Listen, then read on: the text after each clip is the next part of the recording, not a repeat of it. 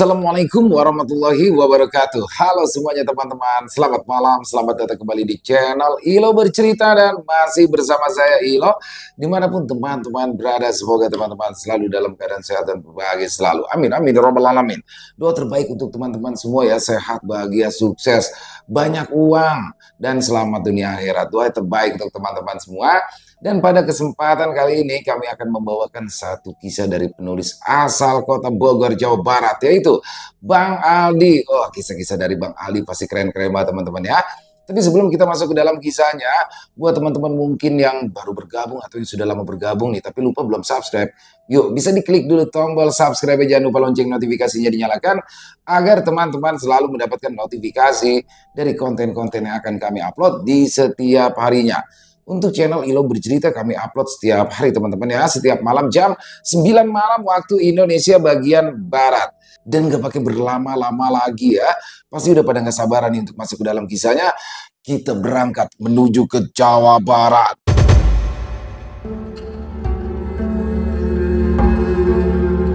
Perkampungan gaib di dasar lembah. Derap langkah warga yang akan menuju ladang mulai terdengar dari halaman belakang rumah Lukman. Para lelaki parubaya tampak memanggul cangkul di bahunya yang kekar, sementara kaum perempuan turut di belakang sembari menenteng perkakas perkebunan dan teko berisikan air teh tawar. Mereka sangat antusias memulai pagi dengan harapan dan semangat yang baru. Siang hari, tentunya suasana perkampungan akan terasa lebih sepi sebab mereka baru pulang manakala senja menjelang. Pemandangan semacam ini lumrah ditemukan di dusun tempat Lukman tinggal. Meski hari masih sangat pagi, namun mesin pembelah batu milik Lukman sudah sedari tadi meraung-raung dengan teliti.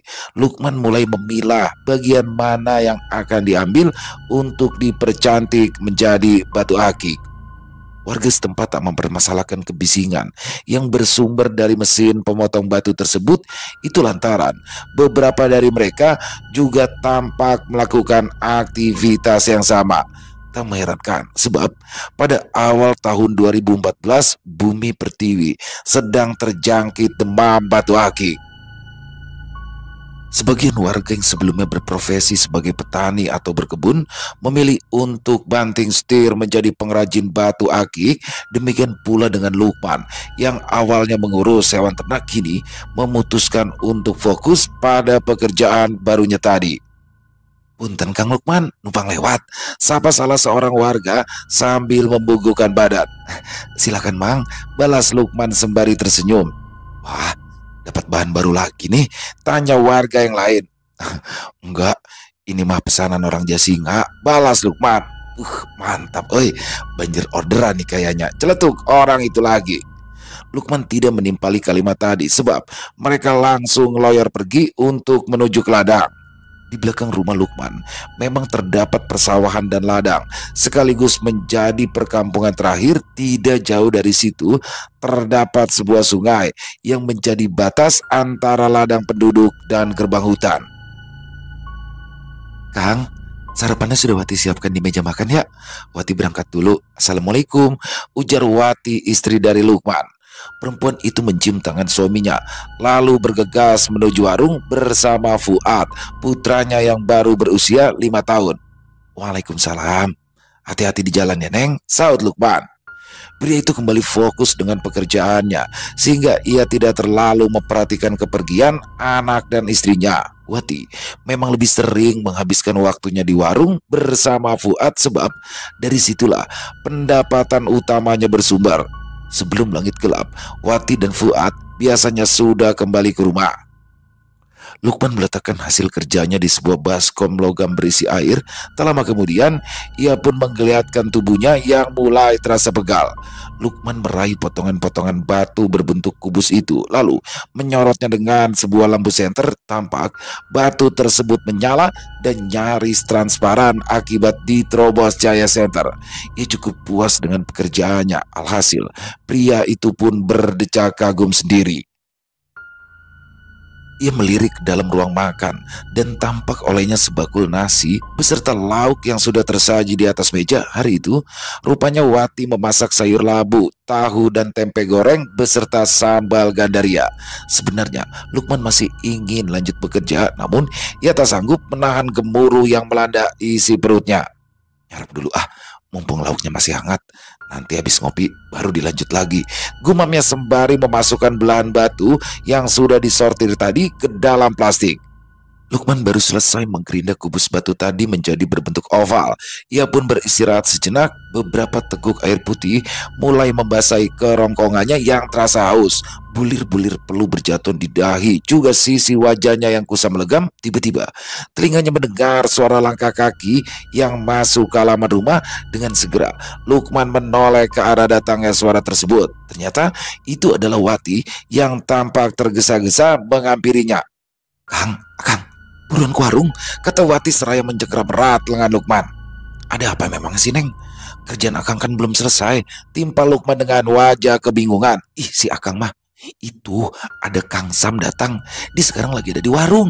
Mata Lukman sontak terbelalak begitu mendengar nama Kang Sam disebut istrinya. Wajah pria itu yang sebelumnya terlihat lelah kini menjadi cerah dan sumringah. Kang Sam? Kang Samsuri maksudnya, tanya Lukman yang dengan segera direspon anggukan oleh Wati. Melihat bahasa tubuh sang istri, mendadak Lukman jadi kegirangan bagai bocah yang diberikan uang jajan. Buru-buru ia berlari ke dalam rumah untuk mengenakan baju. Tak lupa ia juga membawakan tas kecil berisi puluhan batu akik buatannya. Sam atau Samsuri adalah kakak sepupu Lukman yang tinggal di Jakarta, dan dia adalah seorang pengusaha. Ia hafal betul jika Samsuri merupakan orang yang gemar mengoleksi batu permata. Itulah sebabnya Lukman tak menyia-nyiakan kedatangan sepupunya tersebut untuk menawarkan batu cincin miliknya. Lukman lantas menutup dan mengunci pintu rumahnya, sementara Wati sudah lebih dulu kembali ke warung. Tak lama kemudian, ia pun mulai berjalan kaki, menyusuri sisi jalan sambil bersiul riang. Ya, hati Lukman bergelora, membayangkan keuntungan yang akan ia dapat jika Samsuri benar-benar membeli salah satu batunya. 3 hari yang lalu, ia berhasil menghasut Sobirin untuk membeli batu virus dengan dibumbui hal-hal mistis serta pendeskripsian produk yang dibuat serba bombastis. Sobirin akhirnya takluk. Lukman ketiban untung, ia mengeruk laba berlipat-lipat ganda dari harga normalnya. Minimnya literasi akan perbatuan membuat Sobirin dengan mudah dikelabui. Itulah resiko menjadi pembeli yang kurang membekali diri dengan pengetahuan. Tapi saat zaman batu melanda, sepertinya semua orang mengerti jika harga sudah tak bisa diterima dengan akal sehat, tak ada angin, tak ada hujan. Harga akik yang dulunya terjangkau malah justru melambung ke angkasa. Para penjual mematok harga sesuka hati untuk sebuah item yang belum tentu asli. Di balik euforia itu, sang oknum justru bertepuk tangan sambil terus merusak harga pasaran. Ya, permainan bisnis musiman semacam itu memang menggiurkan, namun nikmatnya hanya terasa sesaat. Assalamualaikum Kang, sapa Lukman begitu sampai di warung. Waalaikumsalam, saud Samsuri yang buru-buru bangun dari duduknya untuk menyambut Lukman. Dari Jakarta? Apa habis dari mana Kang? Tanya Lukman. Dari Dermaga, habis nengokin anak Akang di asrama. Oh, Neng kan ya, hebat si Neng, udah masuk kuliah aja. Lukman berdecak kagum. Alhamdulillah. Ya tapi memang peraturan di kampusnya begitu. Semester pertama semua mahasiswanya wajib tinggal di asrama, jelas Samsuri. Sejurus kemudian, 2 lelaki tadi pun terlibat perbincangan hangat mengenang 2 tahun lalu. Waktu itu Lukman sempat berdagang di daerah Tambun dan pernah beberapa kali mengunjungi rumah Samsuri. Sedikit banyak ia jadi tahu beberapa wilayah di sekitar Bekasi dan Jakarta. Hanya setahun saja Lukman berdagang sebelum akhirnya ia memutuskan untuk kembali ke kampung lantaran Fuad terkena demam berdarah. Sambil menikmati kudapan dan minuman yang disuguhkan oleh Wati, Samsuri pun menceritakan tentang pengalaman anak gadisnya selama di asrama. Wati tampak serius menyimak, sementara tatapan Lukman malah tertuju pada dua buah batu cincin yang tersemat di kedua jari manis Samsuri. Bola mata Lukman berbinar, memandangi gemerlap permata berwarna hijau dan biru tua. Samsuri menyadari jika cincin yang ia kenakan tengah diperhatikan oleh Lukman. Ia pun segera berdeham. Seraya tersenyum geli, Lukman tersadar dari lamunan dan tertawa sendiri. Hampir saja Lukman melupakan niat awalnya. Buru-buru ia meraih tas berisikan akik tersebut dan mengeluarkan isinya. Berbagai jenis akik tumpah dari dalam tas dan berserakan di atas meja kayu. Bermacam pola dan warna tampak memperkaya material alam tadi. Samsuri mengambil sebuah biduri bulan yang menurutnya memiliki pola unik sambil memperhatikan dan membolak-balikannya. Lukman beranggapan jika sepupunya ini tertarik dengan batu tadi. Sontak jiwa pedagang Lukman pun meronta. Ia sudah tak sabar untuk mengeluarkan jurus yang tempo hari berhasil memikat Sobirin. Wah, selera Akang mah memang top. Batu itu sangat cocok kalau Akang yang pakai. Jadi lebih kelihatan bersahaja. Lukman memulai agitasi recehnya. Kalau memang Akang minat, saya mah rela lepas. Ya kalau sama saudara mah saya kasih murah deh. Maharnya cukup 1 juta, imbu Lukman. Samsuri hanya mengangguk tanpa berkomentar apa-apa sebab tatapannya masih tertuju pada batu tadi. Itu mah harga normal mah bisa 2 jutaan Kang. Soalnya saya dapatnya dari dalam batang bambu kuning. Batang bambunya bergerak-gerak sendiri. Nah pas saya belah, ternyata di dalamnya ada batu. Kalau kata teman-teman saya mah yang indigo, ini mah bukan batu sembarangan, alias ada hodamnya. Kalau dijual 3 juta juga mah pasti banyak yang mau. Lukman menutup kalimatnya dengan rasa percaya diri. Samsuri tertawa terbahak-bahak seraya meletakkan batu bidur bulan tadi ke atas meja Lukman yang penuh harap tanpa kebingungan dengan respon Samsuri. Omong kosong, seru Samsuri yang masih juga terkekeh. Kalau kamu biasa merayu orang lain dengan teknik seperti tadi, saya pastikan jika orang itu masih awam. Tapi akik berbeda dengan permata seperti yang saya pakai ini. Permata mah tidak butuh iming-iming khodam atau hal-hal yang berbau klinik lainnya. Jelas Samsuri sembari memamerkan zamrud dan safir di kedua jari manisnya. Lukman cukup terkejut sebab ia baru pertama kalinya mendapat bantahan. Samsuri terlihat berusaha mencopot kedua cincin permata di jarinya. Tak lama kemudian ia pun memperlihatkan kembali benda tadi kepada Lukman. Kalau zamrud dan safir ini harganya mahal, ya pantas-pantas saja. Sebab memang butuh biaya besar untuk melakukan penambangan dan juga menggaji tenaga ahli. Nah, sedangkan bahan mentah akik itu bisa kamu temukan di sungai, bahkan di permukaan tanah.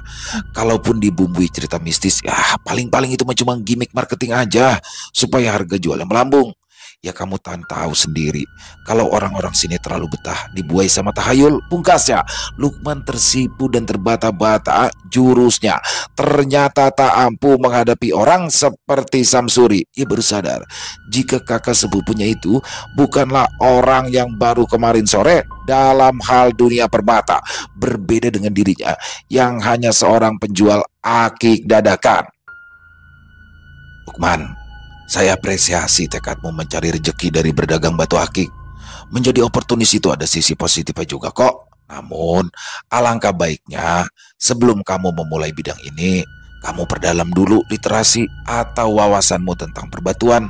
Kelak nanti yang akan kamu terangkan ke calon pembeli adalah informasi yang benar, bukannya kebohongan ataupun sesuatu yang menyesatkan.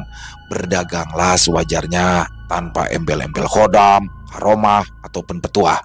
Biarpun keuntungan tidak melimpah, yang penting berkah. Lukman tertunduk meski sedikit gerah lantaran mendapat tausiah.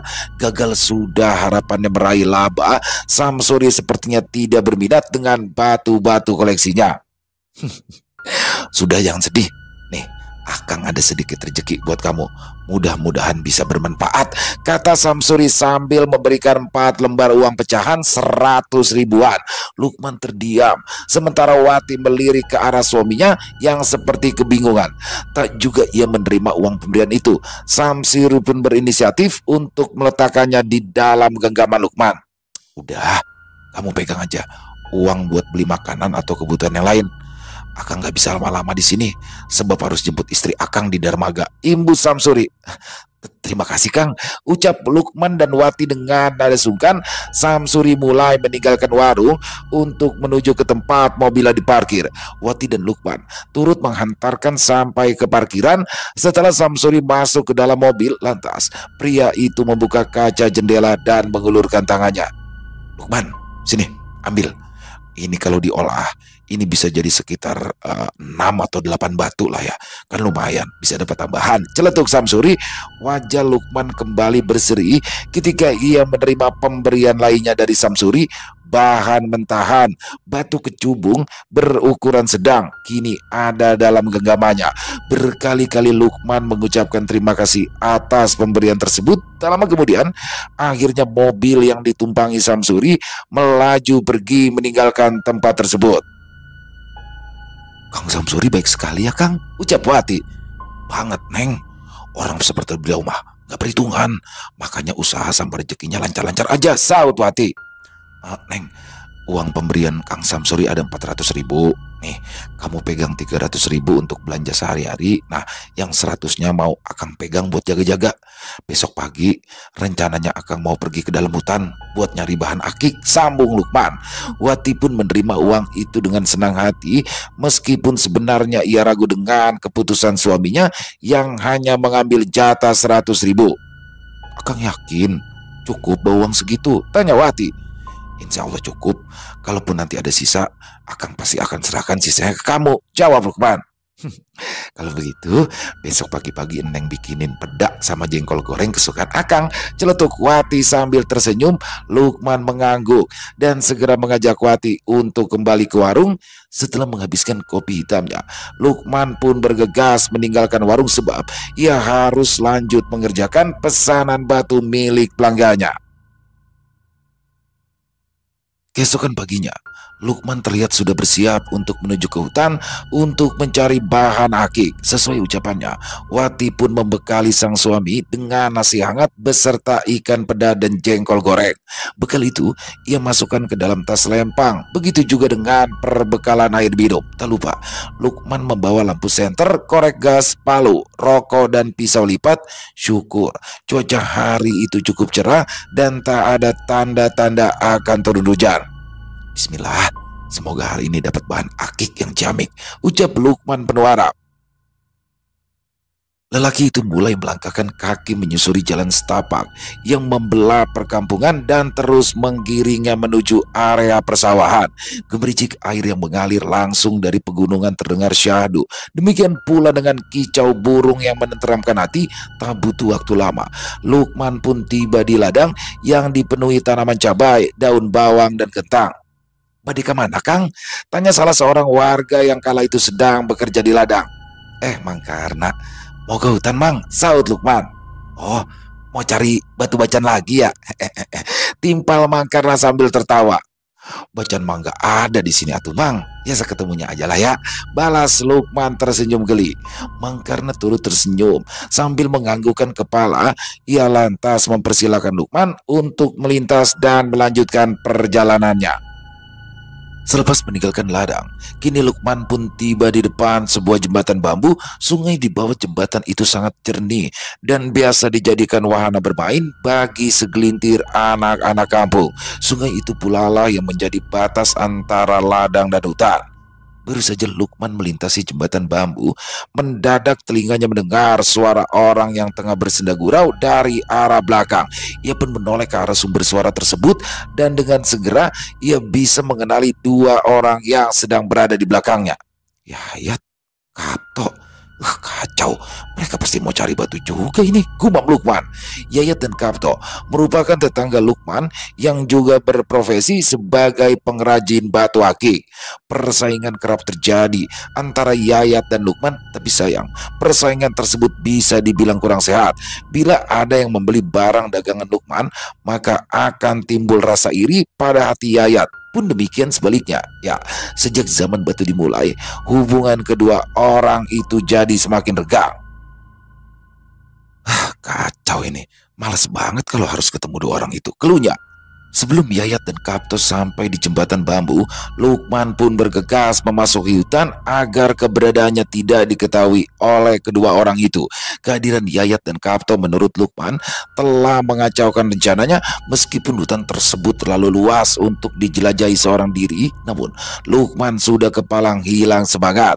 Ia lantas duduk di balik pohon besar sambil mengamati pergerakan Yayat dan Kapto. Sementara otaknya dipaksa berpikir untuk mencari alternatif lain. Sesaat kemudian, mata Lukman membulat dan terlukis senyuman lebar di wajahnya. Kenapa aku nggak ke balik bukit itu aja ya? Di lembah sana mah pasti masih banyak bahan akiknya, ujar Lukman. Tanpa basa-basi, pria tersebut langsung berdiri dan mulai merubah haluan. Jalur menuju ke hutan telah ia tinggalkan. Dengan mengikuti jalan setapak di sisi hutan, maka ia akan segera menjumpai perbukitan berbalut rindangnya pepohonan. Matahari menumpahkan jatah cahayanya sedikit demi sedikit hingga pancarannya terasa hangat menjamah kulit. Tanpa terasa, Lukman sudah berada di tempat yang lebih tinggi dari perkampungan tempatnya bernaung. Ia beristirahat sejenak untuk beberapa tegukan. Setelah itu, dirinya kembali mendaki punggungan bukit. Tepat pukul 10 siang, Lukman akhirnya sampai di titik tertinggi. Sambil menghela nafas, ia pun memandang luas ke arah hutan yang ada di bawahnya, termasuk juga ke arah perkampungan. Tak ingin diam terlalu lama, Lukman pun segera menuruni punggungan bukit tadi agar bisa mencapai dasar lembah. Dari ketinggian seperti itu, Lukman bisa melihat aliran sungai tersebut yang meliuk sangat indah di antara dua kaki bukit yang mengimpit. Tak butuh waktu lama bagi Lukman untuk sampai di dasar lembah. Sesampainya di tepi sungai, buru-buru Lukman melepaskan bawaannya, sementara gemericik riang air sungai kembali memanjakan telinga. Pencarian bahan akik pun dimulai di bawah langit yang membiru bagaikan lazuardi. Tak ada teman yang mendampingi, namun Lukman tetap melakukan pekerjaannya dengan semangat yang tinggi. Jeram dan riak air sungai yang saling beradu menjadi nyanyian alam yang menyenangkan. Begitu pula dengan kidung bayu yang mengalun dari balik batang-batang pohon. Semuanya terasa menenteramkan hati.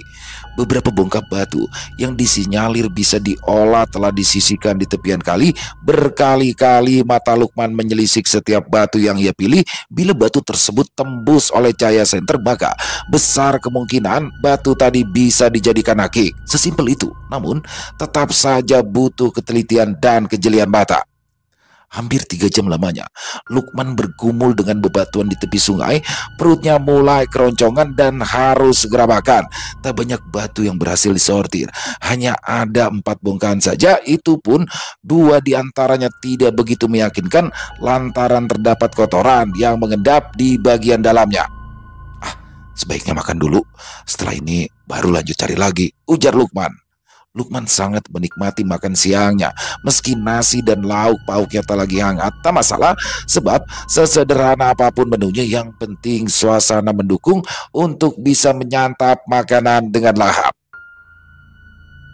Tengah hari, Lukman belum lagi menemukan batu yang menurutnya bisa diolah menjadi akik. Wajahnya menjadi masam karena apa yang dijumpai di situ tidaklah sesuai ekspektasinya.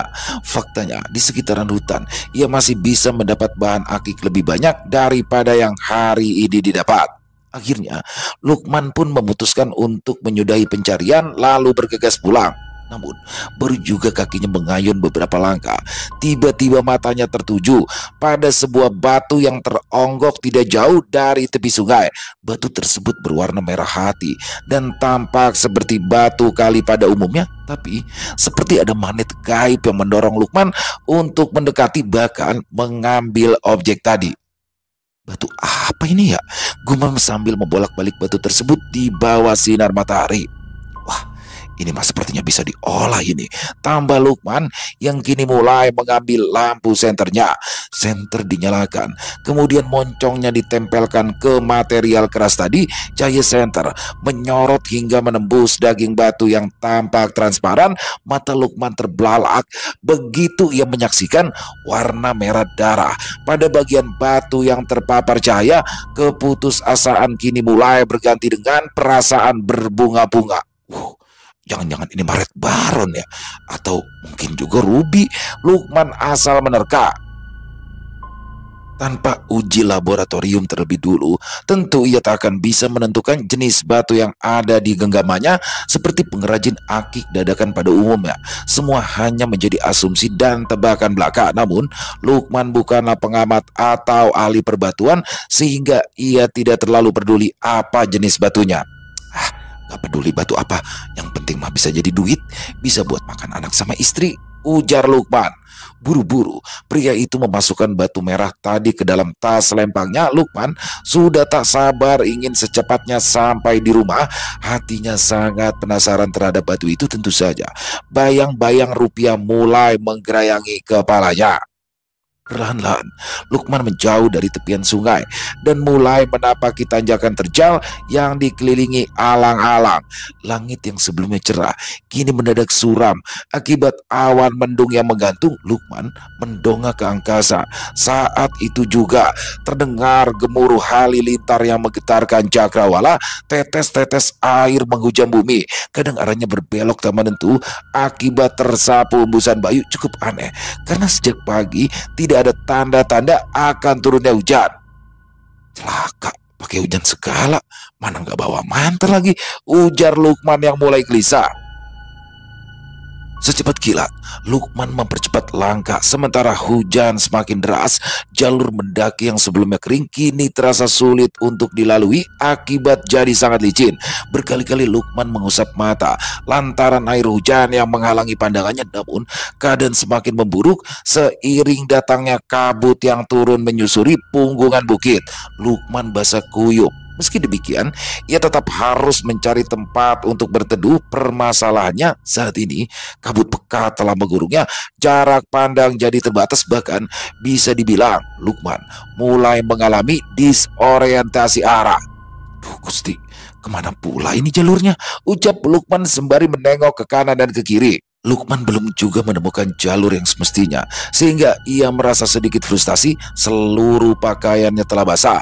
Jika ia belum juga mendapat tempat berteduh, maka hipotermia bisa saja menyerangnya. Di tengah kebingungannya, samar-samar matanya melihat ada sekelompok orang yang sedang berjalan membelah kabut. Asa kembali tumbuh. Ia pun berinisiatif untuk memanggil orang tersebut. Baru saja mulutnya akan mengucapkan kalimat, tiba-tiba bayangan orang-orang tadi menghilang ditelan halimunan. Sontak Lukman jadi terpana dan keheranan.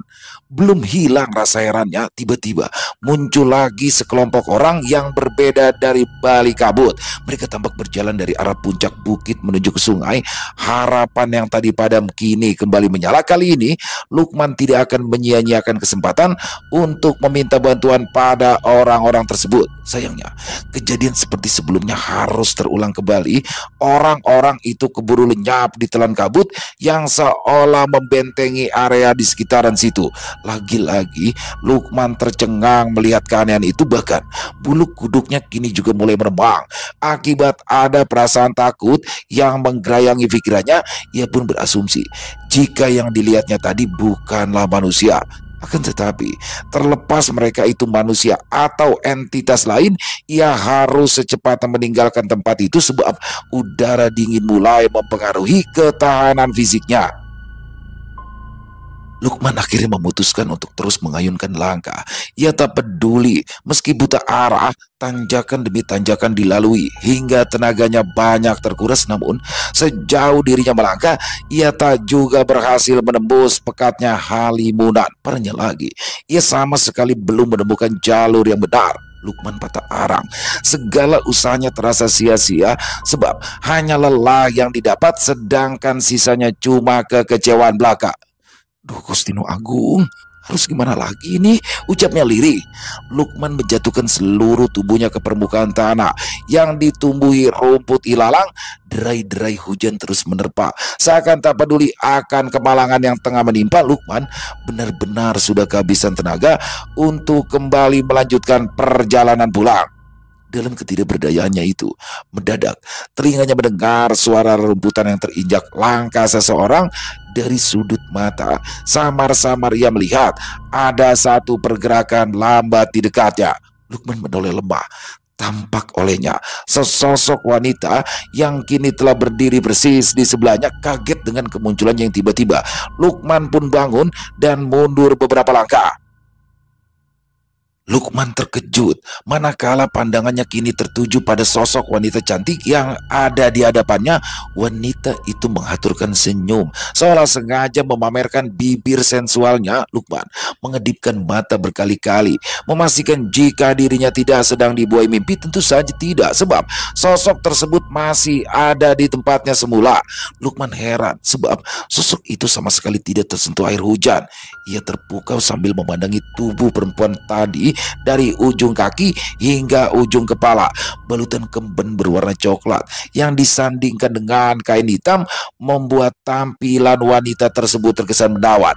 Kulitnya yang kuning langsat tampak padu dengan rambut hitamnya yang terurai hingga mencapai pinggang. Kemolekannya seakan didukung penuh oleh lekuk tubuh yang mampu membuat hati lelaki luluh. Memang yang namanya manusia selalu serakah, ucap perempuan itu dengan nada yang sangat tenang. Maksudnya bagaimana? Dan lagi, kamu ini teh siapa? Tanya Lukman sedikit gugup. Apakah bebatuan di dalam hutan belum cukup buatmu? Kenapa masih juga mengambil yang menjadi milik kami? Balas sosok itu. Lukman membisu, ia masih kurang mengerti dengan apa yang diucapkan oleh perempuan berkemben coklat ini. Batu merah yang baru saja kamu ambil adalah milik kami. Kembalikan batu itu, tegas si perempuan sambil menatap tajam ke arah Lukman. Lukman mulai faham. Ia pun segera memasukkan tangannya ke dalam tas selempangnya. Jemarinya lantas merenggut batu merah hati dan mengeluarkannya dari dalam tas. Paras ayu perempuan itu mendadak berubah menjadi lebih serius begitu Lukman memperlihatkan batu tadi. Tapi ini teh cuma batu biasa, Lukman berdalih. Tentu saja, itu batu biasa, karena kau melihatnya dari alammu sendiri. Timpal sosok tadi sembari melangkah dan mendekat ke arah Lukman. Kali ini Lukman tak kuasa menghindar. Paras ayu sang wanodia membuat logikanya tersumbat. Alih-alih menjaga jarak, Lukman malah terlihat pasrah. Manakala perempuan itu mulai mengangkat tangan ke arah wajahnya, Lukman bisa mencium aroma wangi dari telapak tangan si pemilik wajah cantik tersebut. Tanpa ada perintah dari siapa-siapa, Lukman memejamkan mata begitu tangan halus lembut itu mengusap seluruh wajahnya. Sekarang buka matamu, perintah perempuan tadi. Lukman menuruti ucapannya dan segera membuka mata. Begitu matanya terbuka, ia sangat terkejut melihat keadaan sekitarnya yang sangat berbeda dengan sebelumnya. Lukman gugup dan berkali-kali memalingkan wajah ke area sekelilingnya. Sekarang ia bisa melihat ada sangat banyak orang yang tengah mengerubukinya. Pria, wanita, tua maupun muda, semuanya berpenampilan sangat sederhana. Para wanita memakai kemben serta bersarung hitam, sedangkan prianya bertelanjang dada dan hanya mengenakan celana panjang hitam. Tak ada yang mencurigakan sebab wajah dan kulit mereka tak terlihat pucat. Hanya saja ekspresi orang-orang tadi seperti sedang menunjukkan perasaan tak suka. Hal itu jelas membuat Lukman jadi merasa ternyaman. Siapa mereka? Tanya Lukman pada si perempuan tadi. Mereka semua adalah orang-orangku, jawabnya. Lantas, kenapa tatapan mereka sini seperti itu? Ucap Lukman lagi. Perempuan tadi mendesis persis di sebelah telinga Lukman. Entah itu adalah sebuah ancaman atau hanya upaya untuk mengintimidasi. Meski demikian, nyali Lukman mendadak ciut. Ia tak berani memandang sekalipun kecantikan perempuan tersebut tak akan tertandingi oleh gadis-gadis di kampungnya. Beberapa saat kemudian, wanita misterius itu pun membalas pertanyaan Lukman. Mereka marah karena Kau telah berani mengambil mustika kami. Mustika? Lukman terbata-bata. Lelaki itu kembali dihinggapi tanda tanya di kepalanya. Hatinya membantah keras. Jika yang diambilnya barusan adalah sebuah mustika, ingin rasanya ia memperlihatkan ke hadapan perempuan tadi kalau yang ada di dalam genggamannya itu hanyalah sebuah batu kali biasa. Namun, begitu Lukman membuka genggaman di tangannya, ia pun terkejut dan nyaris berteriak. Batu merah hati yang ia anggap batu kali kini telah berubah menjadi sebongkah permata berwarna merah darah, cahaya putih, biru, merah juga pun hijau berpendaran dari setiap sisinya dan membuat silau mata. Sungguh, Lukman menjadi gugup karena belum pernah ia menemui permata sebesar dan seindah itu. Apa ini? Ujar Lukman dengan suara bergetar. Sudah kubilang, itu adalah mustika.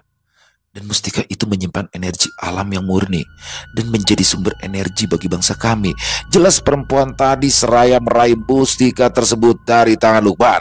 Mustika merah telah diambil oleh pihak yang mengakuinya. Tiba-tiba ekspresi sinis di wajah orang-orang yang mengerubungi Lukman berangsur menjadi tenang. Satu persatu mereka meninggalkan Lukman yang masih didera kebingungan. Kabut putih pekat yang sebelumnya menghalau pandangan kini perlahan memudar. Selepas halimunan tadi tersibak, maka tampaklah sebuah perkampungan yang dipenuhi puluhan rumah panggung di sepanjang lembah. Sawah dan ladang luas membentang, lumbung-lumbung padi penuh terisi. Sekali lagi Lukman dibuat takjub atas apa yang baru saja ia saksikan. Meski penduduknya terlihat masih sangat konvensional, namun keadaan di perkampungan tersebut sangat-sangat asri dan bersih. Kebanyakan wanita di situ memiliki paras menawan.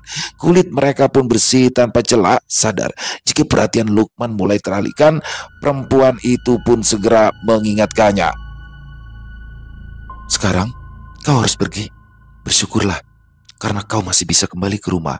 Perempuan tadi meletakkan mustika ke tempat di mana Lukman pertama kali menemukannya. Seketika itu juga cahaya dan kilau mustika tersebut meredup dan berubah ke bentuk semula, yaitu batu kali berwarna merah hati. Ada perasaan takjub sekaligus ngeri yang berkecamuk di benak Lukman. Sekarang ia faham kenapa lembah itu tidak pernah disambangi manusia. Ternyata ada sesuatu yang sulit dicerna oleh logika. Kabut kembali bergulung turun dari puncak bukit dan merambah ke segala penjuru lembah. Perempuan berparas cantik itu tetap bergeming hingga halimunan secara perlahan mulai mendekapnya. Bayangannya pupus begitu saja dari pandangan mata. Demikian pula dengan perkampungan tadi yang juga turut sirna. Lukman tercengang. Ia masih tak mengerti apakah dirinya tengah berhalusinasi atau sedang berada di lain dimensi. Ia tetap mematung tanpa kata untuk beberapa lama hingga sayup-sayup telinganya mendengar suara. Man, bangun. Ngapain kamu tidur di sini? Tegur suara tadi. Berkali-kali suara itu memanggil nama Lukman. Berulang-ulang kali pula ia merasa ada yang sedang menggoncang-goncang baunya. Lukman terjaga. Secara spontan ia pun menyipitkan mata. Begitu cahaya matahari menyorot wajahnya. Bersesilau, lelaki itu buru-buru menghalau sinar matahari dengan sebelah tangannya. Kamu itu ngapain kemari? Tanya suara itu lagi. Lukman segera bangun dan mengambil posisi duduk. Ia menoleh ke orang yang barusan bertanya. Ternyata orang itu adalah Yayat.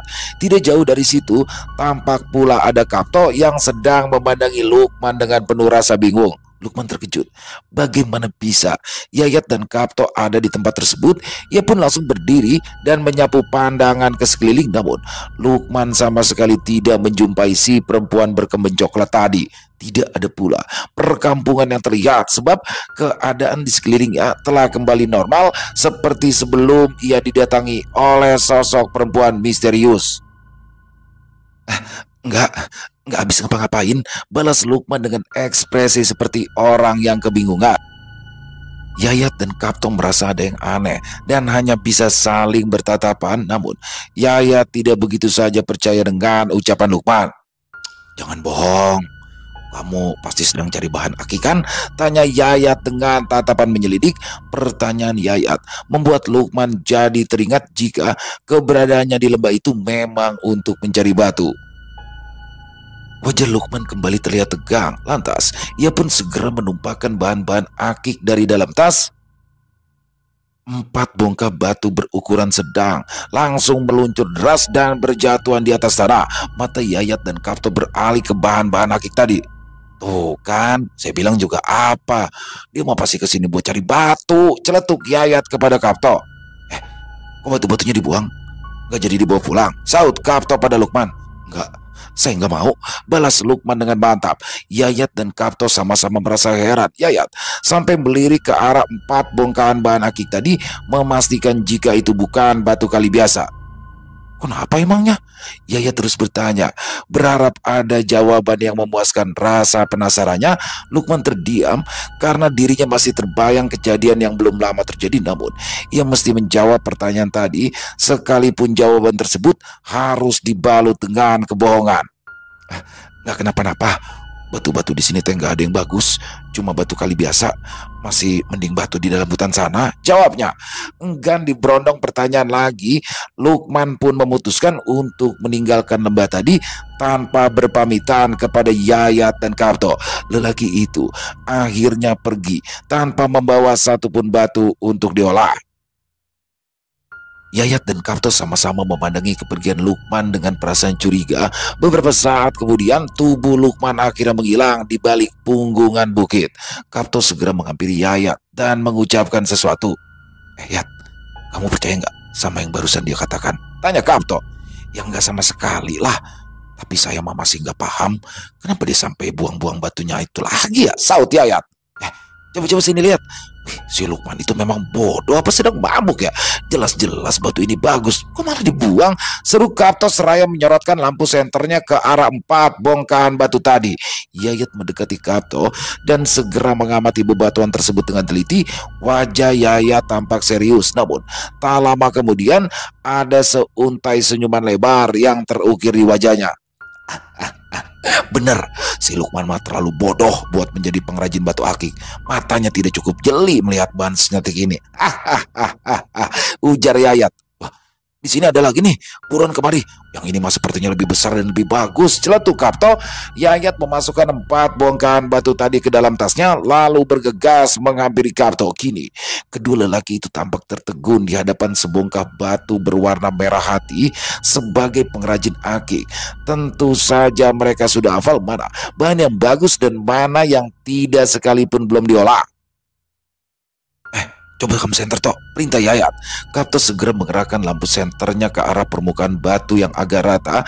Seberkas cahaya memancar menembus daging batu. 2 pasang mata terbelalak, disertai seringai kebahagiaan yang sulit ditebak. Baik Yayat maupun Kapto kembali dibuat kagum oleh pancaran sinar merah darah manakala cahaya senter menerobos benda keras tadi. Wah, fix ini toh. Ini mah jelas-jelas bukan batu recehan. Udah, ayo kita angkut aja. Mumpung belum ada orang lain yang lihat, kata Yayat sembari tersenyum lebar. Yayat, untung aja si Lukman gak lihat.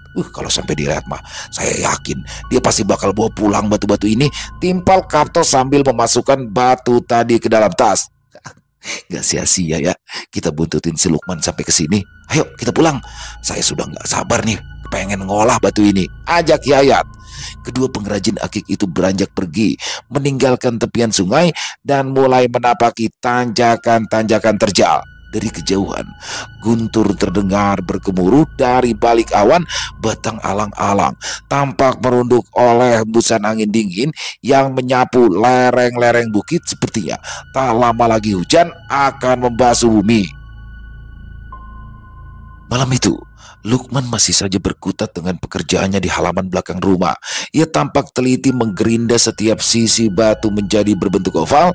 Di ruang tengah, televisi masih menyala, sekalipun Wati telah terlelap di balik selimut tebalnya. Waktu sudah menunjukkan pukul 9 malam. Hanya segelintir warga saja yang masih betah bercanda dengan dinginnya angin yang menusuk ke setiap lapisan kulit. Dua ekor anjing kampung milik petani tampak melintasi halaman belakang rumah Lukman. Ia tidak merasa ada yang aneh sebab rata-rata warga di kampung itu memelihara anjing untuk menjaga ladang dari serangan babi. Namun, ada satu hal yang membuatnya heran, yaitu sekumpulan warga yang tampak mengikuti kedua anjing tadi dengan berbekal lampu senter dan obor. Orang-orang tersebut akhirnya berhenti tepat di belakang rumah Lukman. "Punten, Kang. Apakah Lukman lihat Yayat sama Kapto?" tanya seorang warga. Lukman menghentikan pekerjaannya dan segera menghampiri orang-orang tadi. "Loh, tadi siang mereka berdua kan masuk ke dalam hutan," jawab Lukman. "Betul, Kang. Tapi masalahnya sampai hari ini mah Yayat sama Kapto belum pulang. Warga juga sudah mencari di sekitaran hutan, tapi belum juga nemuin mereka," jelas Mang Karna yang juga turut di dalam pencarian tersebut. Lukman terdiam. Ia sama sekali tidak tahu menahu jika Yayat dan Kapto belum kembali ke rumahnya. Sebenarnya Lukman ingin mengatakan kepada warga agar melakukan pencarian ke sekitaran lembah yang ada di balik bukit. Namun urung ia lakukan karena khawatir ada prasangka atau kecurigaan terhadap dirinya. "Apunten pisan, tapi saya mah kurang tahu, Mang." "Ya kalau Kang Lukman gak lihat emang gak apa-apa. Kalau begitu kami mau lanjut melakukan pencarian dulu sampai keduanya betul-betul ditemukan," kata Mang Karna. "Permisi dulu ya Kang Lukman, maaf sudah ganggu pekerjaannya," ucap seorang warga seraya berpamitan. Lukman tersenyum sambil mempersilahkan rombongan itu pergi. Beberapa saat kemudian, jalanan yang sepi kembali riuh oleh suara kentongan dan suara warga kampung yang memanggil-manggil nama Yayat juga Kapto. Kedua anjing tampak sibuk menjelajahi setiap sudut persawahan sambil terus melacak keberadaan kedua orang tersebut. Dari kejauhan, pijar obor dan senter mulai meredup hingga akhirnya menghilang dari pandangan. Pukul 11 malam, kesunyian lagi-lagi diruntuhkan oleh suara-suara gaduh dari arah ladang dan persawahan. Belasan warga kampung kompak melantunkan salawat, sedangkan sisanya hanyut dalam tangisan. Lukman terjaga kala mendengar kebisingan yang tak biasa itu. Lantas ia segera membangunkan Wati yang masih terbuai mimpi. "Ada apa, Kang?" tanya Wati yang belum sepenuhnya tersadar. "Bangun, Neng, bangun. Itu di luar warga pada sholawatan. Kira-kira mereka sudah menemukan Yayat sama Kapto apa belum ya?" Lukman balik bertanya. "Ya Neng mah gak tahu atuh. Kenapa Akang gak periksa keluar aja?" balas Wati yang dengan segera memunggungi Lukman lalu melanjutkan tidurnya. Merasa tidak digubris oleh istrinya, Lukman akhirnya memutuskan untuk keluar rumah sendirian.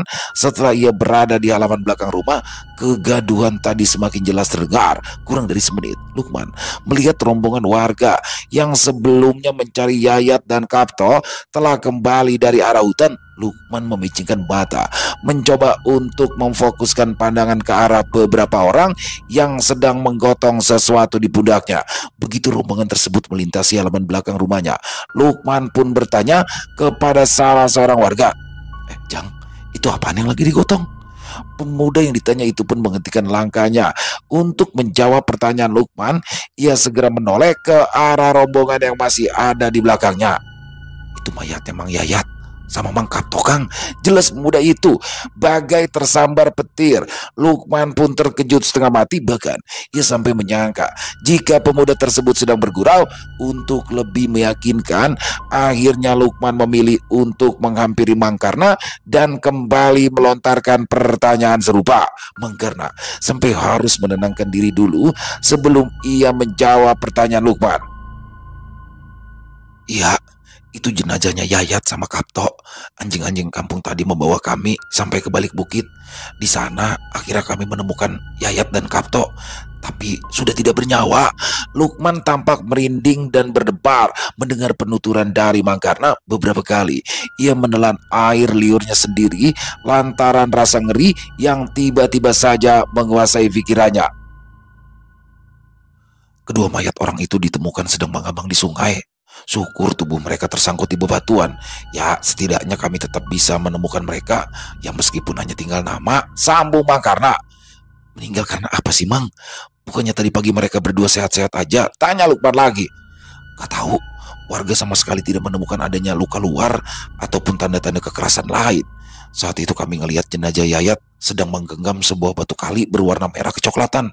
Oleh sebab itu, warga menduga jika Yayat sama Karto terjatuh dari atas bukit ketika mereka sedang mencari batu akik, ucap Mangkarna. Kali ini, Lukman tidak memberikan reaksi apa-apa selain tatapan kosong yang disertai kebisuan.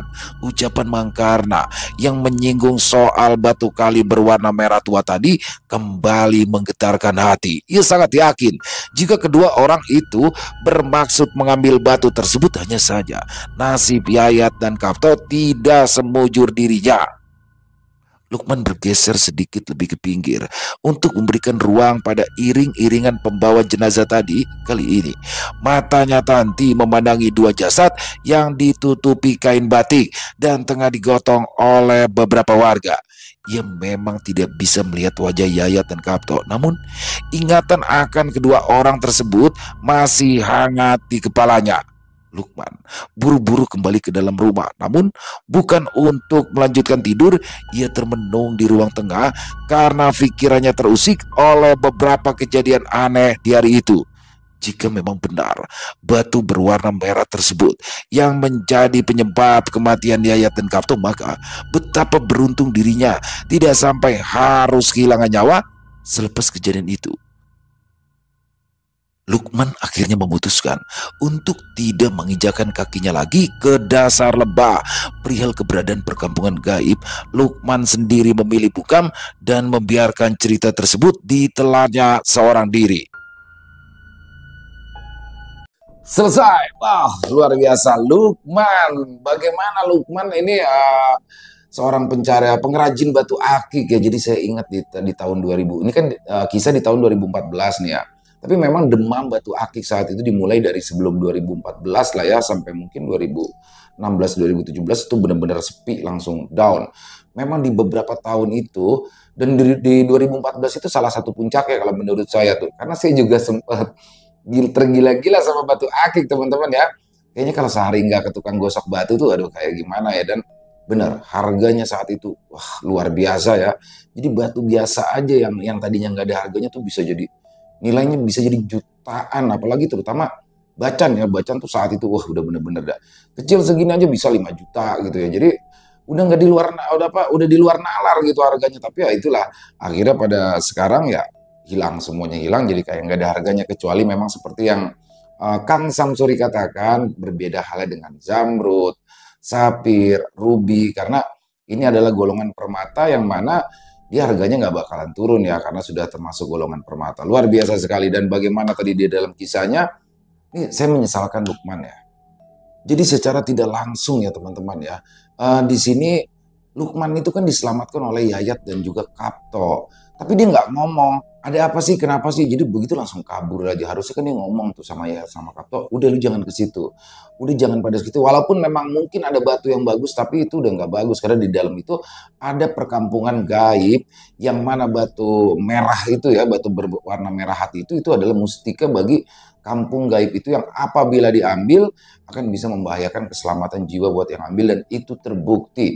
Setelah Lukman melempar batu itu dan berhasil pulang, justru batu itu diambil oleh Yayat dan juga Karto ya. Aduh kasihan banget. Di sini ya, bisa kita ambil hikmah baiknya teman-teman ya. Paling tidak dalam melakukan sesuatu ya, paling tidak kita jangan sampai sendirian lah, berdua seperti Yayat dan Karto tuh. Ketika kayak Lukman berdua dan ya numpang-numpang, kita juga harus bisa permisi ya. Intinya pada saat kita mencari sesuatu ke daerah yang memang jarang terjamah itu, kalau bisa jangan sendiri tapi berdua. Dan ya itu butuh kejujuran. Apalagi di sini Lukman pas terakhir ditanya, tahu nggak? Dia bilang nggak tahu. Padahal dia tahu terakhir kali melihat Yayat dan Karto di mana ya. Mungkin bisa kita menjadikan pelajaran, dan mari kita ambil hikmah yang baik-baiknya saja dan dibuang yang buruk-buruknya. Asli tapi serem banget ini kisah bagaimana ada kampung gaib di suatu lembah. Luar biasa. Terima kasih Bang Ali atas kisahnya yang luar biasa, dan semoga teman-teman para pecinta penikmat horor, misteri, dan terutama kepada para subscriber dari channel Elo Bercerita terhibur dengan kisah barusan ya. Silakan buat teman-teman mungkin yang punya pendapat lain, yang punya komentar lain, ataupun hanya sekedar saling menyapa, bisa menuliskan di dalam kolom komentar. Insya Allah kami akan menjawab satu persatu. Dan buat teman-teman mungkin yang suka dengan kisahnya, bisa diklik tombol like, tombol jempolnya. Boleh juga di-share link videonya ke teman-teman yang lain agar juga ikut merasa terhibur. Buat teman-teman yang belum subscribe, bisa diklik tombol subscribe-nya. Jangan lupa lonceng notifikasinya dinyalakan agar teman-teman selalu mendapatkan notifikasi dari konten-konten yang akan kami upload di setiap harinya. Kami juga ingin mengucapkan terima kasih kepada seluruh teman-teman yang sudah selalu setia hadir, yang sudah selalu mendukung kami, karena teman-temanlah kami selalu bersemangat berkarya di setiap harinya. Oh iya, buat teman-teman yang mungkin punya kisah horor misteri yang diangkat dari kisah nyata berdasarkan pengalaman pribadi, apabila mungkin berkenan dibawakan di channel kami, silakan bisa mengirimkannya ke nomor telepon kami yang ada di sini, dan bebas dalam bentuk tulisan boleh, dalam bentuk rekaman suara boleh, senyamannya teman-teman aja. Dan buat teman-teman yang sudah mengirimkan kisah, kami ucapkan terima kasih. Di akhir kata, saya Ilo mengucapkan permohonan maaf apabila mungkin dalam pembawaan kisahnya barusan ada kata-kata saya yang salah. Saya mohon dibukakan pintu maaf yang seluas-luasnya, dan sampai berjumpa lagi di konten-konten kami selanjutnya yang pasti tidak kalah serunya, yang pasti tidak kalah horornya. Masih bersama saya Ilo di channel Ilo Bercerita. Salam sehat, sukses, bahagia selalu untuk kita semua. Wassalamualaikum warahmatullahi wabarakatuh.